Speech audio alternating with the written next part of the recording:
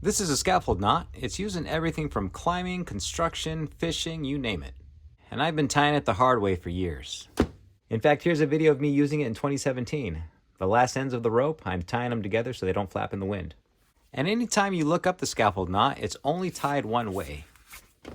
You bring it down and then you cross over, and then you wrap it around several times, and then you run it through all the turns you just created.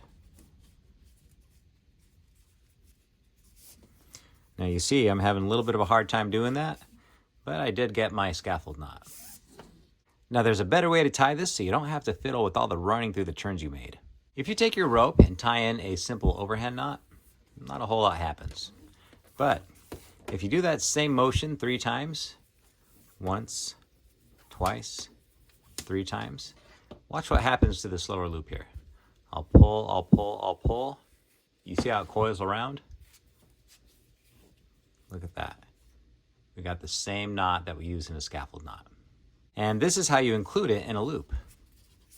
Take your loop and the end of your rope and lay it right on top. Now the secret here is to have a large enough loop so you get the proper turns for your scaffold knot. Now I'm going to bring this over from behind and tie in my overhand. Once, twice, and 3 times. Okay? We'll pull this tight, and as this coils around, we'll get our scaffold knot. Now, if you get something that's kind of weird, that's okay. You just have to push the coils into place. There we go. I just showed you a video where I carried a large sheet of plywood. Once I had my giant loop to catch the corners of my plywood, I had all the extra from the hank.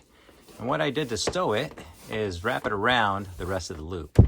This also increased the diameter so it didn't dig into my hand so much as I used it for a handle.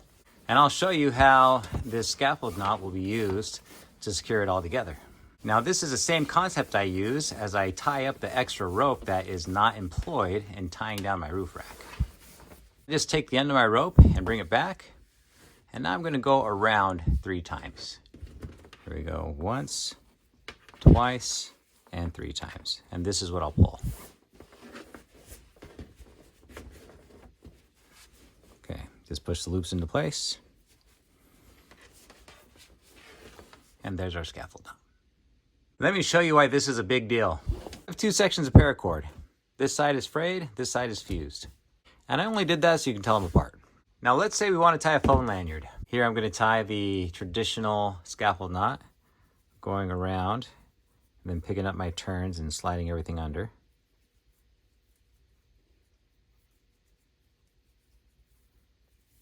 Okay, let's pull that tight.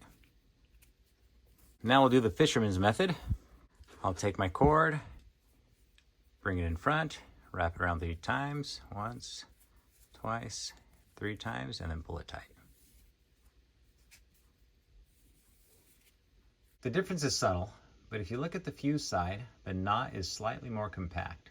I use the same amount of pressure to tighten these up, but I can tell when I slide the standing end through, it's not as gripped as this one is. This one I can definitely tell. See, I even mistook it for the knot side. This one is definitely tougher. And this is what I'll use for my phone lanyard. I'll hook the camera side, go around the bottom, and pull this tight.